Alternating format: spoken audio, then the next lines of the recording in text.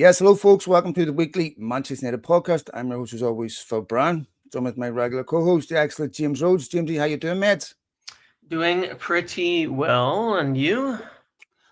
I was doing pretty well until you put a worm in my brain about there not being a lot of difference between 16th and 5th, which led to me having certain opinions on Bruno Fernandes.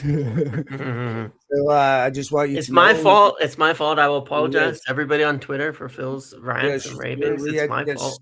this is these re-education camps. You've done the same with Brian and Mbeumo, I know, right?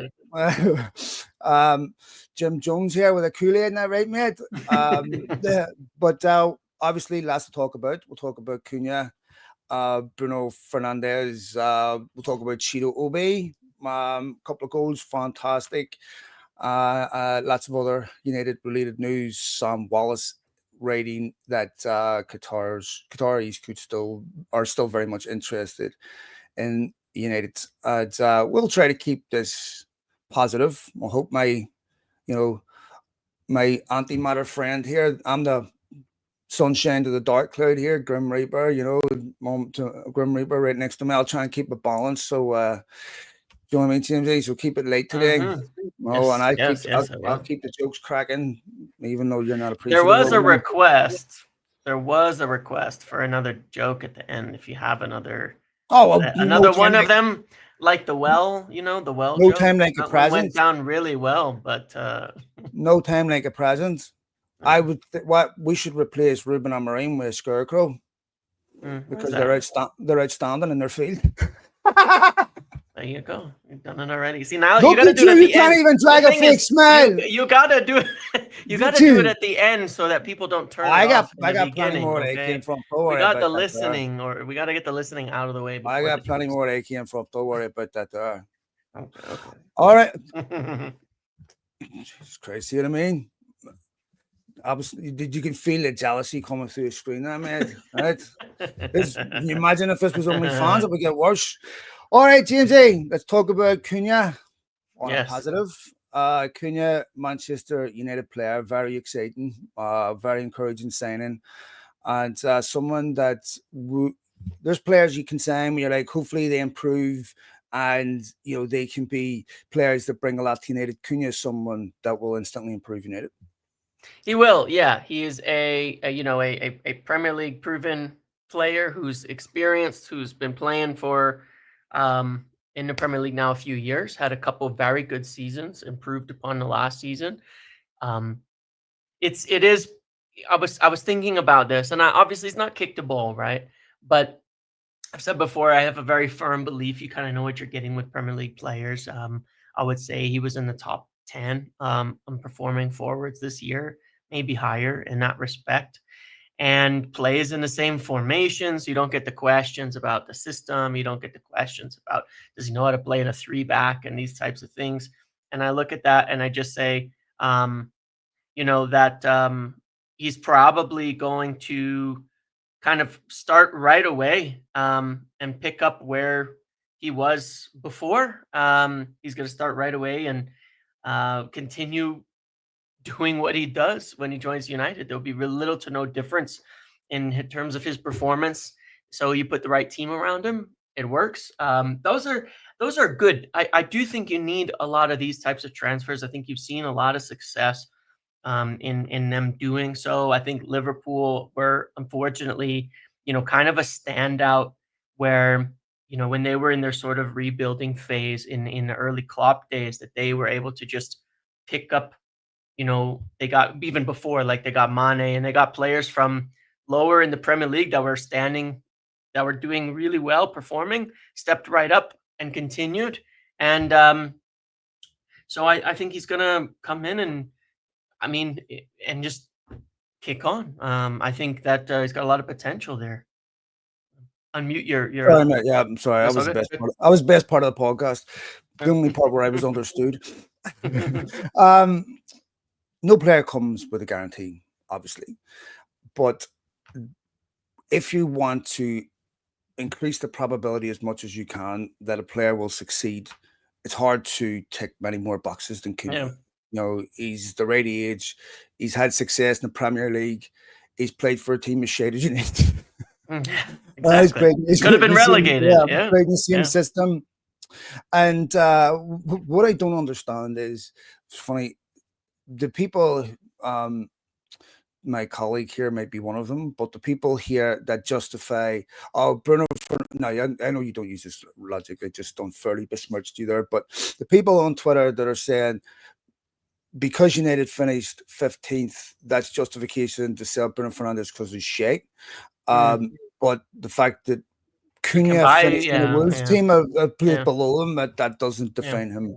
Yeah, there's plenty of players I'd take from lower teams below us, you know. Yeah, so I mean, it goes both ways, you know. Yeah, like I mean, it has to be blatantly obvious to anyone with the intellect of a fourth grader, a child, that there's a difference between evaluating the team and evaluating the player.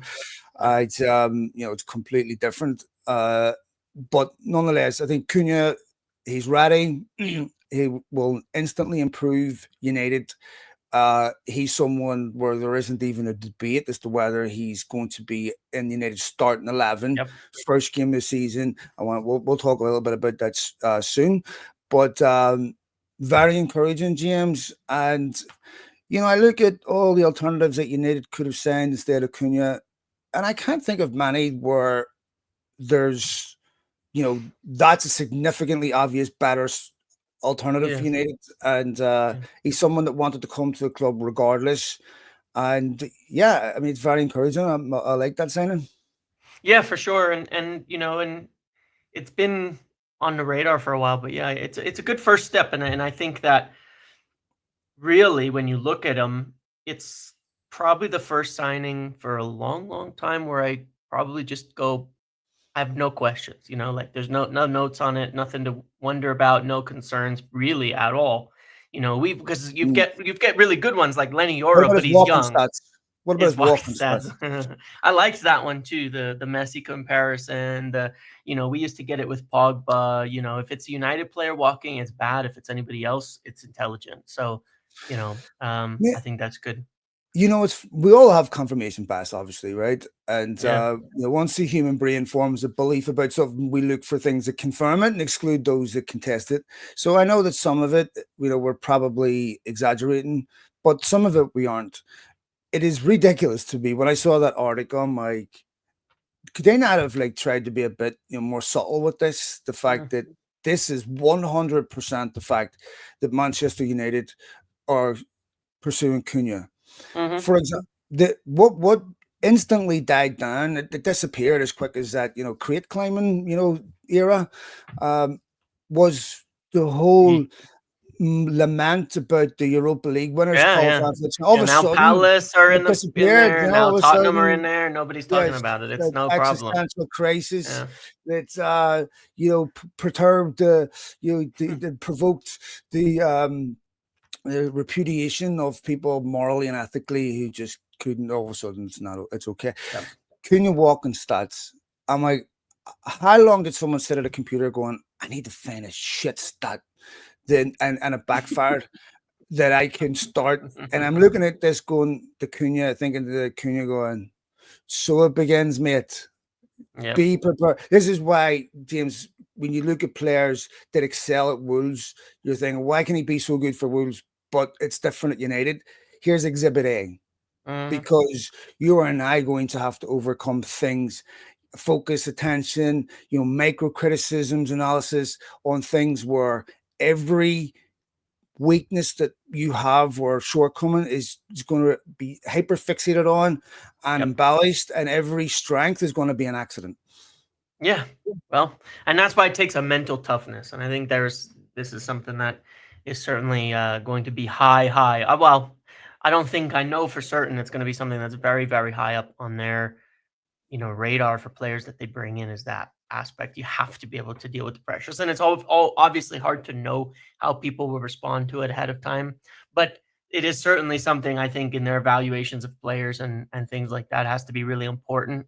And so you take a little bit of that arrogance that someone like Cunha has, it can go a long way to helping, because it's the right type, to come into a position like this and not be bothered by shit like that, because it's going to happen every single week. Yeah, United missing out on Liam Delap. Interestingly, Liam Delap being relegated wasn't enough to contaminate the quality of his signing for those who usually use a team's performance to judge an individual. Alternatives to Liam Delap. To me, the obvious one, and we talked a bit about this on Thursday. To me, the obvious one is Osman. As I said on Thursday, I'm not devastated about the Liam Delap outcome. It's not how I You felt cried when so United much, many lost out on tears. Ronaldinho. Yeah. Yeah, no, it's not. Yeah, it's not how I felt when I lost 100 in a strip club. So, uh, alternatives to Liam Delap. Yeah, I mean, sure. One of the problems you have in the market is that I think that a lot of these strikers are so expensive in this market because there's Mitrovic. just not a lot of good ones. They're not going to buy Mitrovic for 40 million. That's not going to Oh, happen. Okay, he's going. yeah. I just think we'll talk about Bruno later, but the ridiculousness of Mm. we got Bruno 100 million, an argument to be made, turning 31 to sign a same age player for nearly half that who's been out of the league for 3 years. It's not going to happen. Let's just put it Well, it's that way. 100 million for Bruno and 140 if they want to give us Mitrovic. Yeah, there you go. Then we can. I'll take it that way. All right. If you want Mitrovic for 40, then Bruno's 140. Let's do that. That's fine with me. No, but the alternatives are, there's a lot of expensive ones. Chelsea, them looking at guys like Ekitike that United like, but not in the 80 to 100 million range. That they're not going to spend that kind of money on that kind of young player. Sheshko is another one that they've liked, but same story. 80 to 100 million, Arsenal's top target. They're not going to spend that kind of money on a player right now and on one player at the moment. So you move down. The problem with Osimhen financially has always been kind of the wages. It does work out to quite a huge amount of wages. I mean, 400,000 a week or something like that if he's not going to bend on them. And I'm not saying I wouldn't do it because I would still lean towards doing it, but I can also understand that, especially if you have something like Bruno go and when Casemiro leaves, you're talking about one player being on, I think, 2.5 times the wages of anybody else at the club. It makes it a little bit harder when you're doing these contract negotiations and things like that as well. The big one that I think stands out, the big two remaining, I think, stand out that United could go for. Certainly, that there is valid interest, that they're probably at a more acceptable level of price. We can argue about one of them. Is Victor Gyökeres, who would make, again, a lot of sense. He's played in England, did really well at Coventry for a couple of seasons before moving to Portugal, where he's continued to get better and better. Obviously played under Ruben Amorim. 50 to 55 million, it seems like, is the agreement for him to leave, according to some people like Fabrizio Romano saying that. The wages will be decent, but for a 26-year-old, that's to be expected. And the other one is Mateta, the Palace striker, who's actually come a long way and done quite well in recent times in the Premier League. And I wouldn't be opposed to it, but of course the problem you have there is with Palace getting into Europe, their need to sell is pretty much gone. So you're going to talk about probably as much money for him as you'd pay for someone like Gyökeres. And it starts to diminish the options here a little bit if you're Yeah, trying to get somebody who's ready to go. I feel like with someone like Mateta, James, you have to get him before he goes to Palace. Because whatever Palace selling for, let's say he's selling for 40, 50 million. Mateta's not a 40, 50 million pound striker. Right? Yep. I mean, like you just said, Palace don't have to sell. They can set the bar high. They don't have to sell him cheap. And whatever it would take to get him out of there, he's not that level of striker. So you have to try to find that guy before he goes to Palace. And Yep. you're right, there's not exactly a deluge of options. What about the potential? Do you think it's possible that someone like Cheetah Obi could have such a strong preseason that it might give United some second thoughts as to how desperate they are? I'm not saying they wouldn't sign another striker. I'm not saying they would stick with what they got. But is it possible, do you think, that in this preseason, Cheetah Obi could become a very serious option up front for United in a number of games next season? It's curiosity. I think that it's something that has to be considered, is that if you were to spend the money elsewhere, like Brian Mbeumo in particular, that I've been talking about for a while, and I think is right now probably our most solid target in the market, who plays on the right, then you're not solving, but I guess relieving a lot of the burden on the striker to score goals because Cunha and Mbeumo scored 20 goals this season. He's one of That's the league's unbelievable top for him. scorers. Unbelievable, right? 20 goals. I mean, that is 20 goal scorers don't happen often. Like, you're a really good player if you can put 20 in the Premier League. Really good, right? I must be watching too much Brothers, mate, because I'm telling you, like I used to watch a lot of football, and normally if someone scores 20 goals in the Premier League, that's going to be obvious to me. So, again, I besmirched his reputation when you were talking about him before, and then I was embarrassingly shamed when I looked. How did I miss this? That's incredible stat to me. Yep. I know it is. It is, and you look at his assists as well. He was near the top for assists too. So this is quite an incredible player, and Mbeumo has really taken a huge leap. I think part of where some might have concerns that he's wasn't as much before. I have to remember that it's Brentford for one, but two, they had Ivan Toney before, who was kind of the main man. So as he left and Mbeumo stepped into more of a focal role in the team, you can see his numbers have gone up. That's very impressive. That's good to see when someone takes more responsibility and their numbers go up. Those are real positives. But if they do that, it reduces the burden on a striker. And I could see, I'm not saying they want to do this, a scenario here where you take a Joshua Zirkzee who can play as essentially more of a false nine, a different type of striker. When you have these two really good goal scorers next to you, that you can have that role a bit more, be more of a playmaker, be more of the guy dropping in. You saw it with Liverpool, with the Firmino, Mane, Salah, the original kind of setup they have. It's not something out of the ordinary. Even Ruben Amorim, when he was at Sporting in the beginning, he played with a guy named Paulinho, who would play in kind of the false nine role, and even Gyökeres would sometimes play off of him in this kind of way. So he could very much take that dynamic with Zirkzee, let Chiro Obi, work through and come into the team as a backup, and then the goal scoring pressure is reduced on these players, from having those around them. You need a really good team to function with each other to do that, but you have to think it's under consideration because you don't want to go blow a bunch of money on a striker that you have serious doubts on. You don't want to make a huge mistake in the market, and I think it kind of speaks to the discussion of why there's a benefit to a degree of United not being under pressure to do too much next season. Like, they don't need to win titles next season. They don't need to be in the Champions League and compete next season, because that's where you can make mistakes. Go spend 65 million on Mateta could be a big mistake, for the amount of money they might be asking for just to make sure you have a number 9 in the building.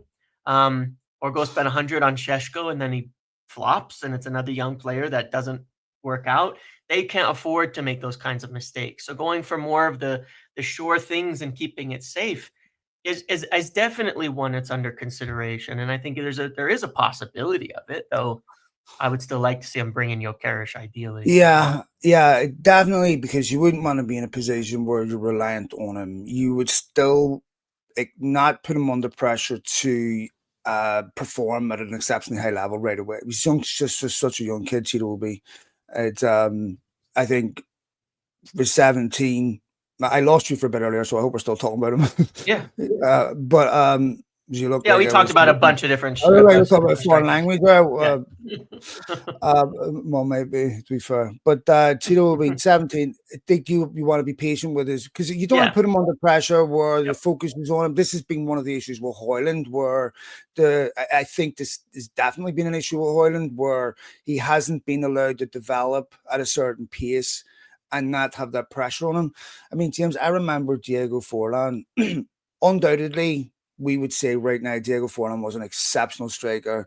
He proved that after he left United, when he let it go all over the place, right? I think it took him 9 months, I think it was, to score his first goal. And he looked like he was completely out of his depth. Gets one and he looks fantastic. Yeah. But he was allowed to develop, and he didn't have that pressure and focus on him because there was other players scoring goals. So if he'd have been in this United team now with 9 months to score, he got slaughtered. But he wasn't. But when he wasn't scoring during those months, it wasn't because he was a bad striker. You just need time to adjust. Cheetah Obi will need that time to adjust to professional football. But I will say is, every time I watch that kid, he looks better than the week before. Yeah. And that kid looks like he's adjusting to, mentally, physically adjusting to top level football. And I know this was a preseason friendly, but it's not about the opposition right now. It's about how he plays for United and how he believes he can play for United, and making sure that he feels comfortable within the group and his confidence in the group. He doesn't feel like an imposter. That those 2 goals were exceptional goals, James. Very encouraging. And that kid has incredible potential. Yeah, he's got bags of the talent. You can see the natural instinct is some of the things you can't teach, and he has it. And it's kind of what we're seeing as I think the bigger concern we've seen with Hojlund is the lack of that instinct being there over anything else. But with Cheeto, you can see it. You can see he's got plenty to refine in his game, but he knows where to be, and he knows how to move, and he knows what he's supposed to do. And he's like always there in the right spots, getting chances like magic. And it's kind of like, when you get into the argument of like, is it chances created? Is it service? Or is it the other way around? And it feels as though when Cheeto plays, it's like when you have an elite striker, the chances just appear. You know what I mean? I don't like to criticize Hojlund to praise Cheeto Obi.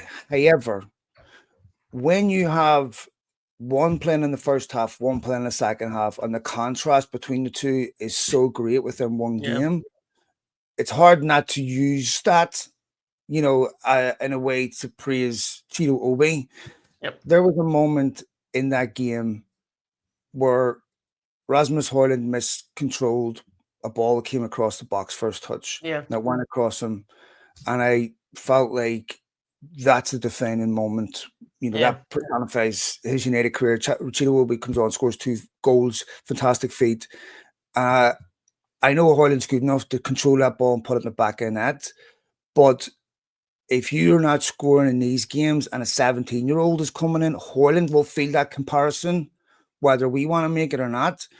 And that's, that is annihilation to your confidence, James. Yep. I agree entirely. All right. The big elephant in the room, my friend, Bruno Fernandes. So let me explain a couple of things. One, my position on this.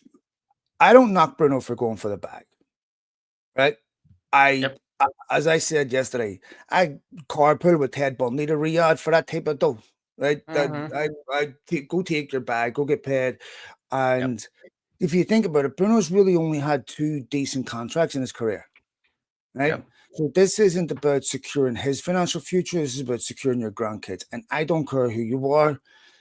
There's almost 0.1% of people would turn that down unless you're a billionaire where it doesn't matter. I don't knock him for that. I don't knock him for wanting to leave United. If he wants to leave United to go to a big football club for trophies, I don't knock him for that either, or going for the money either. If he wants to force the move, fine. But my issue is this, James. What do we have? And what, a bird in the hand is worth 2 in the bush. Bruno Fernandes is a world-class player. That's what we have in our hand right now.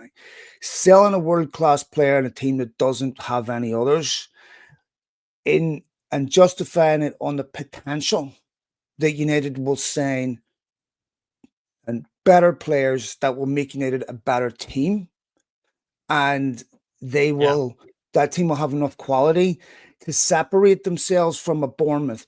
Go through United's team, Onana, no better than anything at Bournemouth or Brighton. Lindelof now he's gone, no better than anything at Brighton or Bournemouth. Maguire, I like Maguire, but he's not Baresi. No, not that much better than Zabarnia or something at Bournemouth. Dallo, not that much better than a Bournemouth or a Brighton. Dorgu, not that much better yet. I look at the midfield. Casemiro maybe was at one point, but not now. Kubi Collier, no. Up front, Rasmus Hojlund. We need players, James, that would walk into those teams. Otherwise, that's who we're competing with. And that only needs to go wrong slightly. You know, we just talked about the pressure on Cunha and the focus on Cunha will be unlike anything that they've faced before. It's very easy to become demoralized at United in a way you don't become demoralized at these other clubs. And I just think it's very risky. Yeah, well, I hear that, and I think the only essential alternative to the argument is because there's no other way to think about it, is that that risk exists, I think, one way or another, right? Like the next 100 million that United spend is probably going to be the same whether Bruno stays or goes. And in effect, it should be the same whether Bruno stays or goes, right? Because we need the same quality of player whether Bruno stays or whether Bruno goes in order to build a team to reach our eventual goals. If our goals were to stay in the Premier League, right, and that's like your limit. You're a Bournemouth. You want to stay in the Premier League, maybe work your way up to winning a trophy here and there. It's a different discussion because you certainly need to. You're going to need some kind. You need to build differently. Your goals, your aims are differently. If our goal is to become a team that wins the Premier League, the money has to be spent pretty much regardless of what is already there, what is already existing, and what is already in place. So, if what you're spending after Bruno is Mbeumo and Gyökeres, well, then you should spend that whether he stays or goes. That's your next 100 million. It should be the exact same because you want that same quality in the team. You want to build up. And so for me, it's sort of like it doesn't particularly like it's a concern, right? But I guess the concern is if they can't spend that money right, it doesn't matter if Bruno stays or goes. We're screwed in a sense. Well, that's my outlook at it. Like, James, if they don't spend that money right, okay, you're still a better team. I would rather they spent that money wrong in a team that Bruno Fernandes is in than they spent that money wrong in a team that he isn't. If I'm not sure it matters, I guess, is I guess that's what I'm looking at. Let me talk about INEOS for a second because there's a lot of things that don't make sense to me. One of the most obvious things on day one when you're Omar Barada and the team, you go, okay, guys, this is how we want to play. We're going to play 4-3-3 attacking football.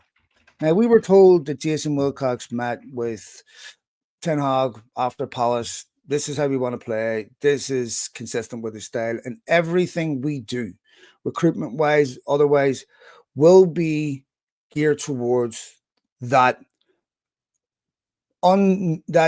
goal that is not that is our identity. That is not up for negotiation, not up for change. We set the identity of how we want to play. Mm-hmm.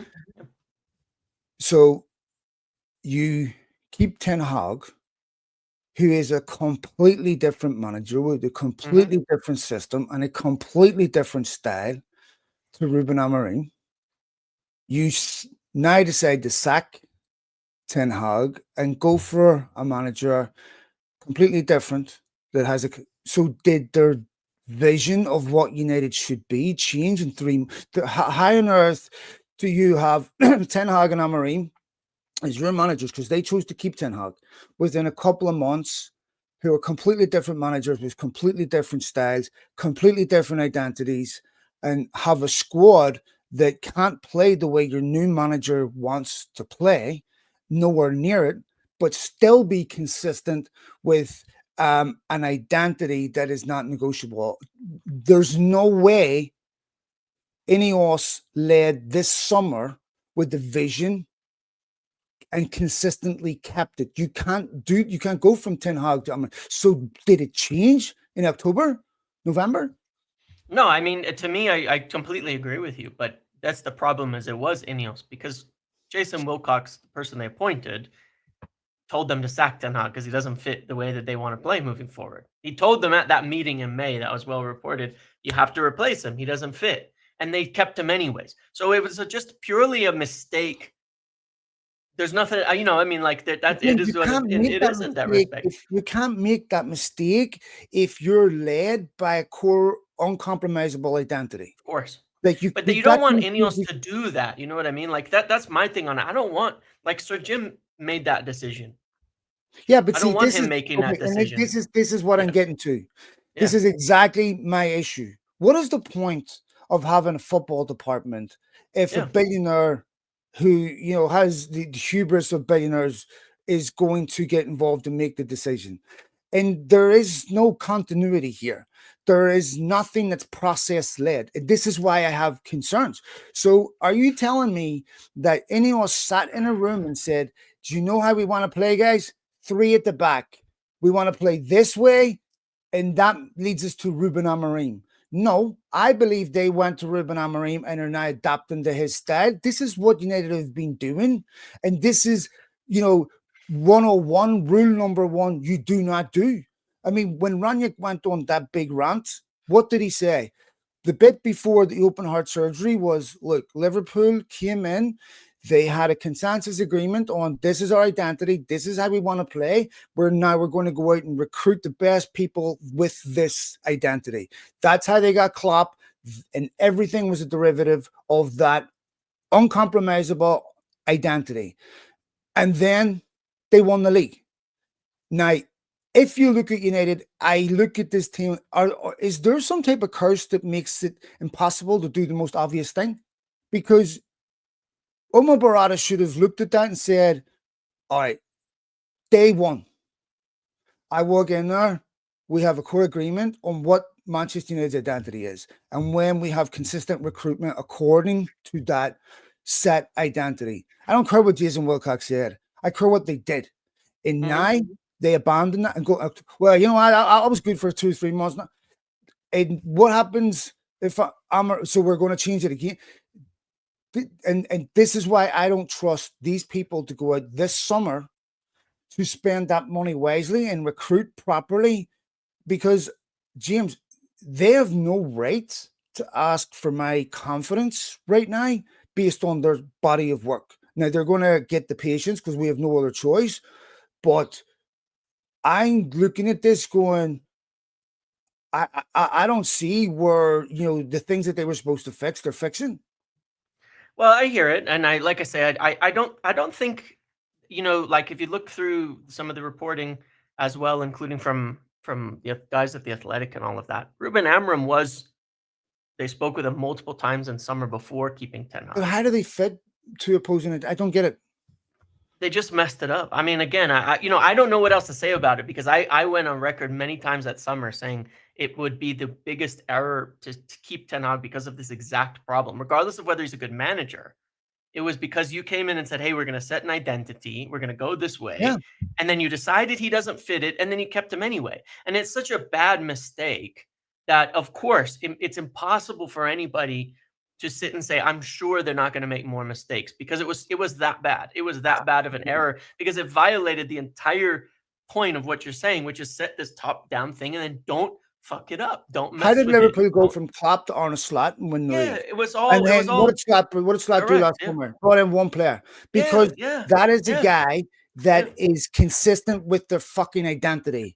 This is Correct. how we want you. Yeah. Ajax have a certain style. Boss, Now, and to be now clear, he's yeah, all over the place. correct. Now, to be clear, I do not blame them for the idea that the squad doesn't fit into Ruben Amorim's way of playing, because I don't think that the squad has ever fit into anybody's way of playing, particularly with how it's been built, right? Because it's been built by 3 different managers with 3 different ideologies, and it's been moving around back and forth. And I do think the players they brought in actually fit it quite well. The players they brought in at least were quite useful in that respect. And Patrick Dorgu was obviously purchased to fit and fits in, and Cunha fits right in. So I think they're on the right track, but they don't have a track record of having stuck with it from start to finish in a way that we know is going to be consistent.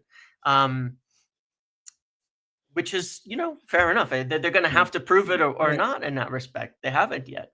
We are at the end of their first season. They finished 15th with a points total that's got teams relegated. Their manager had to pay for tickets for some of the staff to go to the final. They fucked up the manager's recruitment last summer, manager decision last Yeah. summer. They have staff inside of there that loathe them, that boo them, that leak everywhere. At the end of their first season, they are on the verge of selling their only world-class player.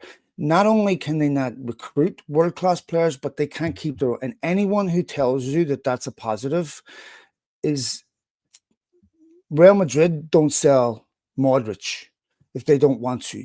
They keep their best players. When Arsenal used to have to do this, sell their best players, they just continuously get, and it's not just this player, it's the next generation. It sends a message to Manu, it sends a message to Euro, it sends a message to Ahmad, it sends a message to Amorim. You can't run the club like Brighton with Real Madrid expectations. This is fantasy land that they're going to go out and sign a couple of young players like you do in a computer game, and everything's just going to it's just not, it's not plausible.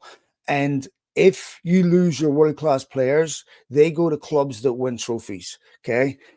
If you can't keep your world-class players, there's a certain inevitable consequence to that. PSG 5-0. Okay.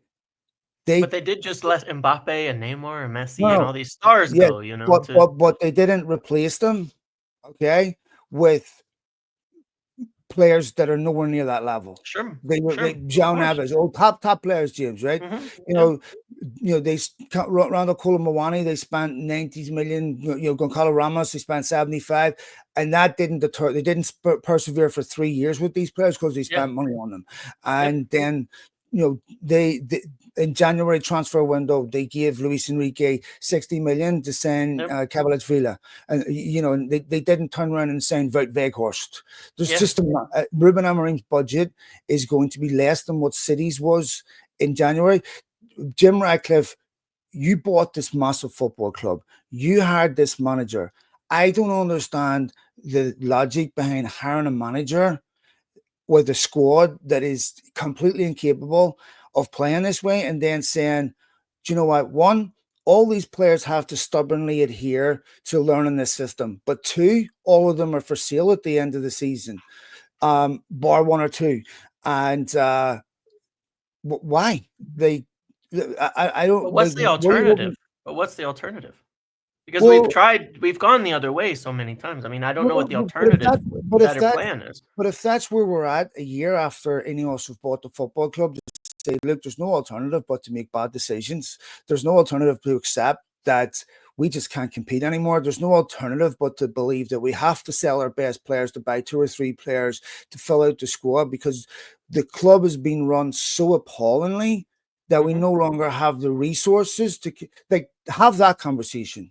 But Because that's we didn't true. get But here this by is why accident. they had to lose 500 staff, because we wouldn't have any money without Okay, that, which is but unfortunate, but it is the truth of where the club is at but when they're doing financially. interviews, they're talking about winning the league in 3 years. You can't say that and then say, "Oopsie, we don't have enough money to run the football club the way Sure, it should sure, be but run." look, but all I wanna say is that We said Santa Clara, building you guys, they own this. I It's know, I theirs. look, I They understand. bought this But look, club. 125 million net as a summer budget, that was enough for Arsenal to become competitive. That was enough for Liverpool to become competitive and win the league. Did That they was finish enough. 15th? No, but well, not that far off in some cases, but no, not quite 15th. Come But on now. but hold on, but hold on. But no, look, that was enough for them to do it if you spend right. Look, it's still 125 Yeah, what if million. Arsenal won? No. Liverpool I would use as a better example because But Liverpool they spent did bid quite well. 130 million on Verts. They were off. They are now. They are They could have now. sold Salah last season to But Saudi they Arabia. sold. 1 year left on his contract. Could have But sold they him for a spent fortune, nothing. capped him They and won the spent league. nothing. They But they spent didn't need nothing to next because they last won the summer. football. Mate, they didn't need to because of I what we know. said earlier. But it's because of 10 years of building correctly to get to But that point in but, time. but they're sitting shared ownership with the people that did this, saying they're great guys, and people in administrative staff are paying the price for it. I don't understand this. They're not great guys, and I understand there's some diplomacy here, but James, I'm sorry, you can't sit and say we're trying to win the league in 2 years, but actually we can't compete. Like this is there has to be some normality here, and I want INEOS to work. This is not a final verdict. I'm just saying where we're at right now. This is the lowest I've ever been watching United in my life, and I have seen. We've just said Jim Ratcliffe overrides football decisions if he doesn't like them.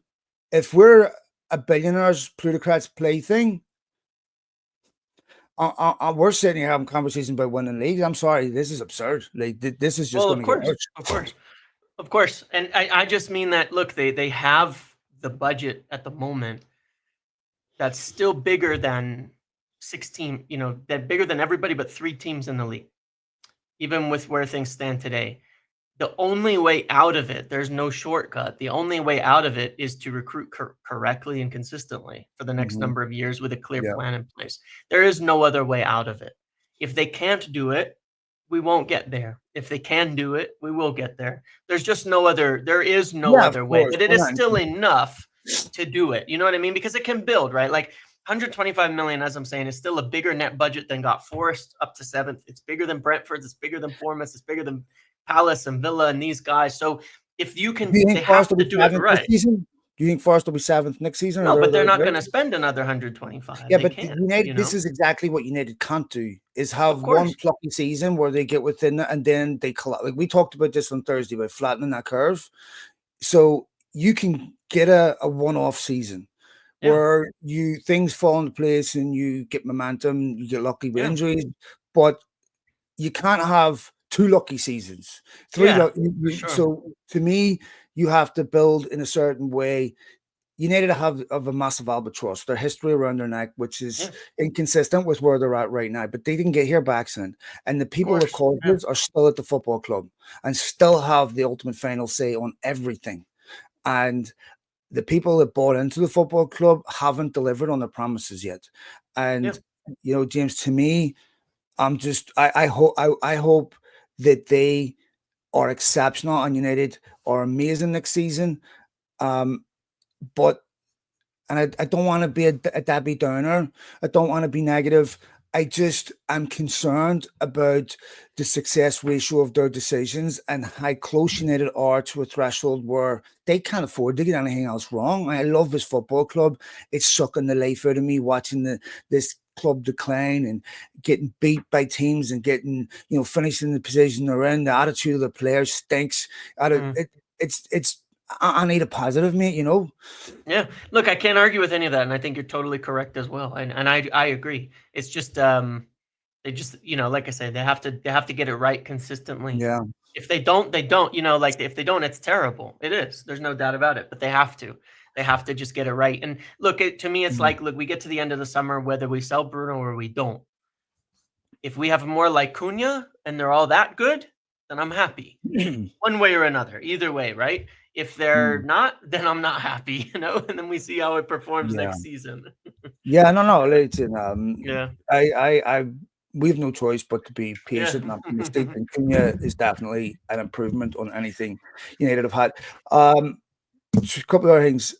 Sorry, just to say, I think my point on the budget aspect of it is that I think there's enough budget there that we can't let them off the hook as part of the point there too. There's enough budget to buy good enough players to bring United back into at least the competition for like Europa League next season. I understand I believe firmly that it is a step-by-step road and we need a proper base to keep building forward from.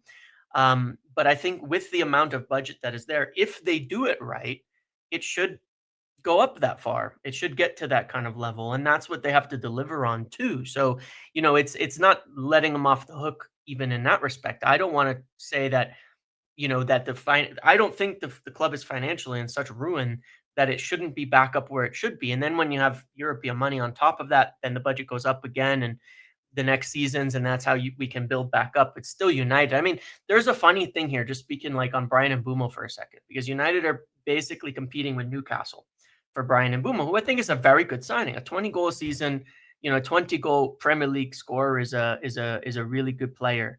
And I think that you have this issue where with a club like Newcastle, because it's where they are, if they don't get Champions League in the next season and they spend that kind of money on a player, they can't buy anybody next season. They have to sell, they have to retool. United won't be in that situation kind of regardless. If they spend well and get up the table, get towards Europa League, they can afford to spend that kind of money on a player because we have a bigger fan base, bigger stadium, bigger revenues, all of that kind of stuff. So it should be a case where if they do it right consistently for a few years, then United can get back up there. Oh, Sincere apologies there. We had some technical difficulties. The neighbor turned his Wi-Fi off, the bastard, so my connection went down now. But luckily enough, I've hijacked somebody else's, so we're back online. Jamesy, I forgot where we were, but was coming to the end of a Brian Mbeumo explanation. Yep. I grasp the point that you're making, and I wish I had. I want that optimism. I'm a dark cynical bastard anyway, right? You know, so I'm a grim reaper and most things, you know, but you can balance it out. It's okay. Yeah. So this is one of the praises of sobriety, my friend. But nonetheless, I'm not sure what Ruben Amorim's starting 11 is going to look like on the first game of season.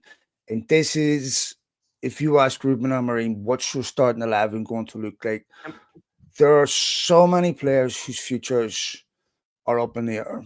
I did not like Alejandro Garnacho's body language in Kuala Lumpur.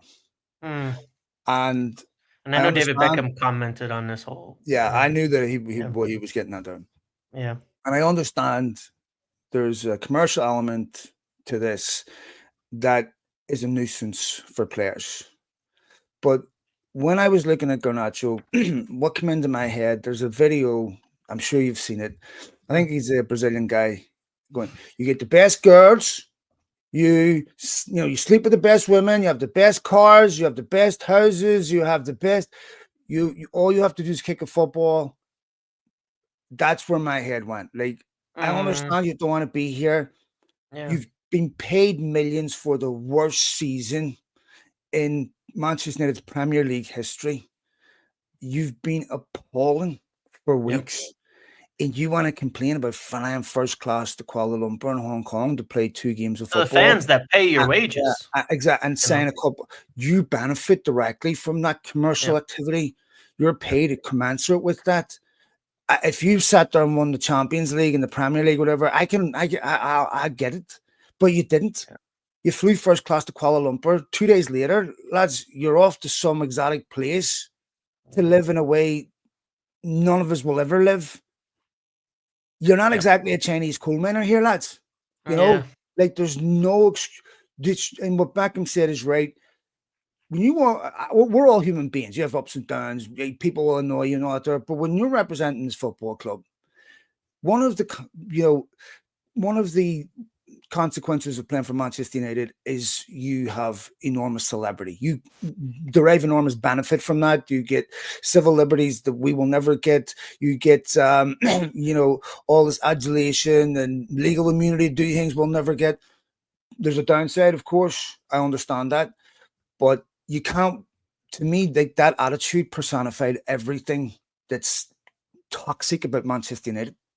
Yeah, I mean, I can only agree because it's like it takes so little to go in and put an enthusiastic effort in towards these fans who, wake up at crazy hours to watch you play, who buy your kits. They're all there and where, that money, everything, them wearing your kit, they're wearing your merchandise, that's your pay, that's your wages, that's what you're getting paid to do. And it's like, it's not acceptable. Be like a movie star, out front of his premiere and fans are coming by and he's, telling them to fuck off when they're going in to buy his movie. You just can't do it. You just can't do it. It's not okay. James, you see, if I walked up with my kid, right, to get an autograph and a 20-year-old gave me an attitude, I grab my kid and say, let's go. Yeah. I don't want it. No. And And that would color the way I see that person forever, honestly, because well, to you me, don't get a like, lot of those experiences, you know?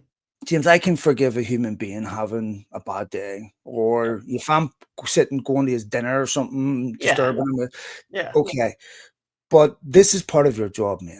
Yep. Okay, and we all have parts of our job that irritate us. I understand that, but the fan is here for a particular experience. Yep. That if they're bothering you in your private life, okay. Yeah. But Very this different. is unacceptable. And to me, like, I've been in this game for a long time, James. I've been lucky enough to meet some of the biggest footballers in the world. One of the most kindest human beings, peace, was Emilio Butragueño. Butragueño, one of the best strikers of his generation for Real Madrid. I sat and spoke to him in LA, in Pasadena.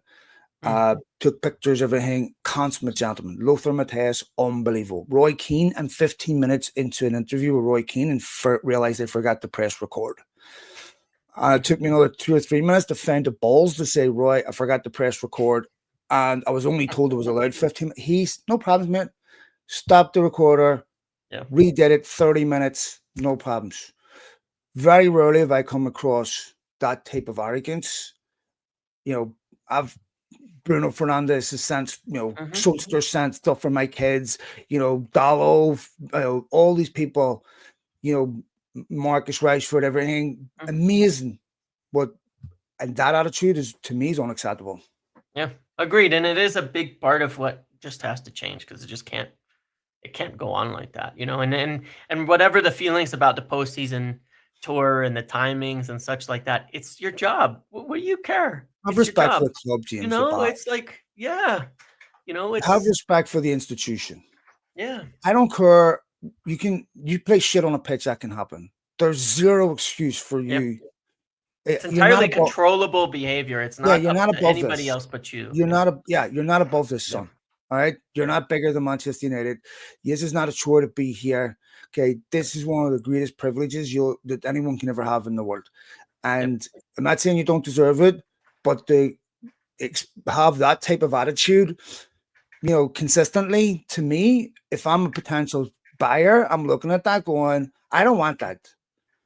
I can forgive a bad day, whatever, but to me, Garnacho's only been in his first team 1 or 2. Look at Bruno Fernandes. How long has he been there? Personifies the attitude that you want. And I agree that Amorim has to get that out. That is not permissible at a football club. That should get you kicked out. One of the things that I found funny about PSG's Champions League win, I looked at Agarty's tweet that said congratulations. I've never in my life looked at a computer screen and felt that much pain, right? Where I'm like, the amount, it's kind of like someone, looking at their ex who's doing, living in a mansion, doing well. Congratulations. Like, fuck you. Fuck this shit. I hate that. I was like, oh, you just feel the pain from Agarty retweeting that. And it gets worse when you look at the replies and you look at how it's. I would definitely not recommend it, considering United fans are online. They're not not. even Yeah, fans. I know. We shouldn't even get into it, because I don't want to paint that as United fans. Let's not do that. I've seen people. Someone claimed to be a United fan and tweeting something about Hojlund, saying, tweet how much you hate this. I'm like, what type of arsehole does something like that? Yeah. And I can incredibly claim this is what you're not a Man United fan. You're just an arsehole. Yep. And if you seek attention over, someone else's suffering, you're a scumbag. I'm sorry. There's people that build a whole platform based on that. I was going to ask you about one other thing that just went out of my head. The Qatari thing, Sam Wallace.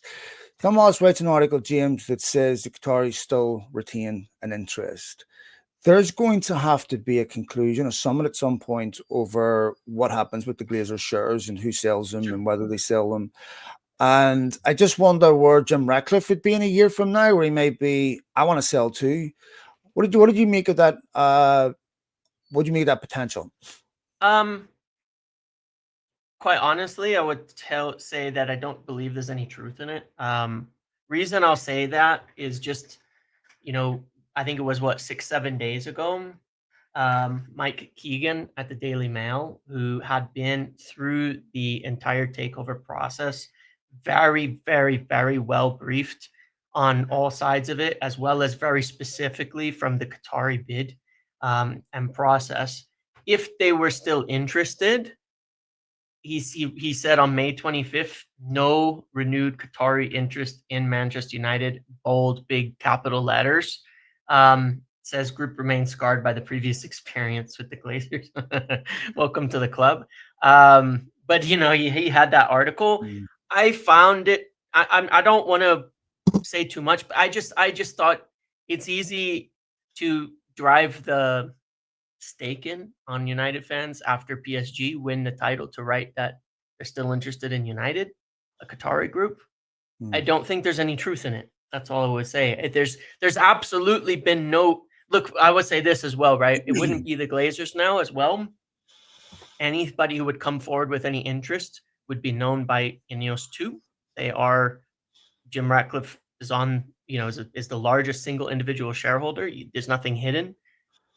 There's nothing going there that, and then there's these rights and things, but nothing's going to be hidden. You can't make an approach to the Glazers without it being also to INEOS and Sir Jim as well at this stage. I don't think there's anything in it, but INEOS on the other side of that question, INEOS are going to need to do something. It cannot sit in this situation forever, because come August 14th, I think is the date, it could be sold out of their hands without their consent, essentially, by the way of drag-along rights that would come into effect at that point in time, and certain clauses ending.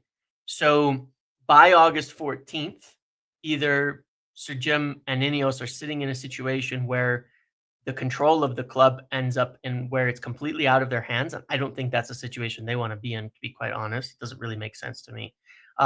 Or they have to do something else and make another purchase, do another deal, do something to make a new agreement. So I would look out for that, because I've certainly never heard anything that would lead me to believe that they would want to sit in a minority stakeholder position where the Glazers could sell the club the next day and they would lose everything that they've put into it and all of the plans and direction.